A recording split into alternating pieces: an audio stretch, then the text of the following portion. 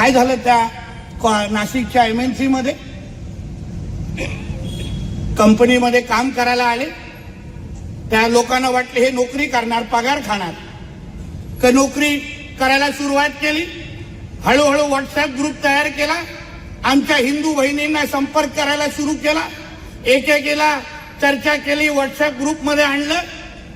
मग तिला सांगायला लागलं की रे बाबा तू असं हिंदू अशा टिकल्या किंवा सिंदूर लावू नको, हे चांगलं दिसत नाही.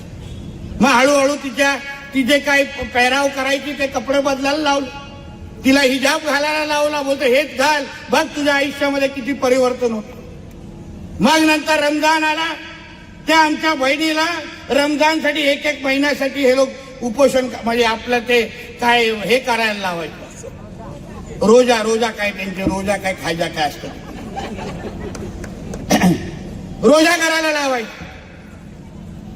आणि मग विचार करा, ती जेव्हा नाही बोलायला लागली, कोणी विरोध केला, तर काही मुली आता गायब पण झालेल्या आहेत अशी माहिती पोलिसांकडे आहे. म्हणजे ह्यांचा धर्म स्वीकारला नाही, जिहाद स्वीकारला नाही, तर हे जिवंत पण ठेवत नाही, गायब करून टाकतात. हे ज्वलंत उदाहरण त्या नाशिकच्या निमित्ताने आलेलं आहे. अशाच लव जिहादच्या प्रकरण आहेत. म्हणजे या तर तुम्ही धर्म स्वीकारा, यात आम्ही तुम्हाला मारून टाकणार, हे स्पष्ट भूमिका त्या लोकांची सगळ्यांची आहे, स्पष्ट भूमिका.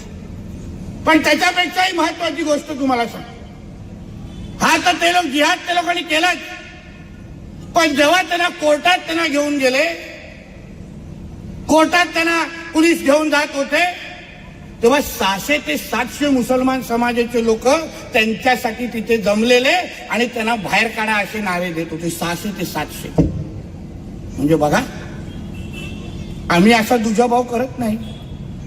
आम्ही आपल्या हिंदू धर्मामध्ये कोण चुकीचा करत असेल, कोण गालबोट लावत असेल, तर हिंदू म्हणून आपण कधी त्यांचं समर्थन करत नाहीत. ह्यालाच हिंदू धर्म आणि सनातन धर्म म्हणतात.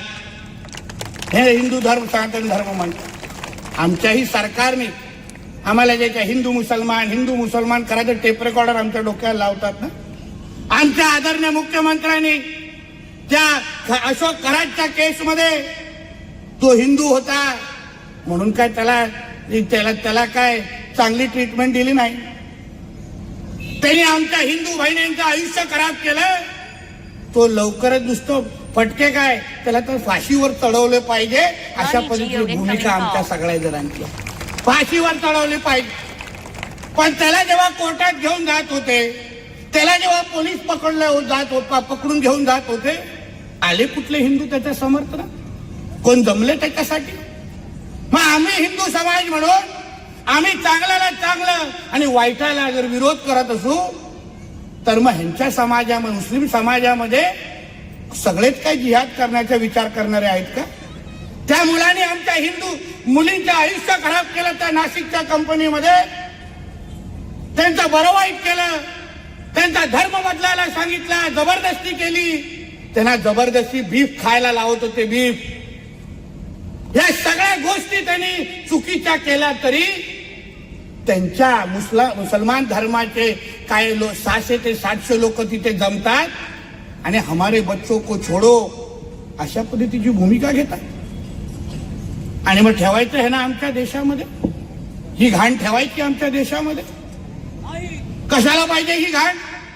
तुम्हाला ह्या देशामध्ये राहून, या भारतामध्ये राहून, या हिंदू राष्ट्रामध्ये राहून या देशाला आपला देश म्हणायचा नसेल, या तिरंग्याला आपला तिरंगा म्हणायचा नसेल, आमच्या बरोबर वंदे मातरम म्हणायचं नसेल, तर चालते व्हा तुमच्या पाकिस्तान मधल्या अब्बाकडे. तुमची काही गरज नाही आम्हाला, काही गरज नाही आम्हाला.